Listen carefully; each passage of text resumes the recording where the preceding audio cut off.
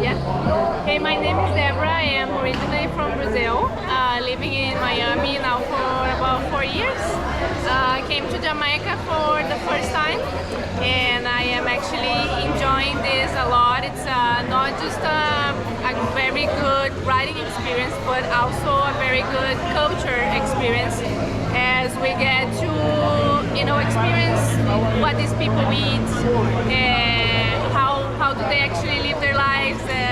The first day was very cute, and we stopped at this gallery and we had some little kids doing some very traditional Jamaican songs.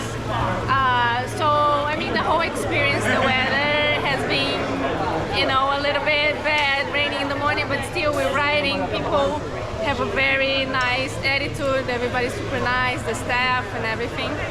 So staying at the hotel is amazing, right at the beach.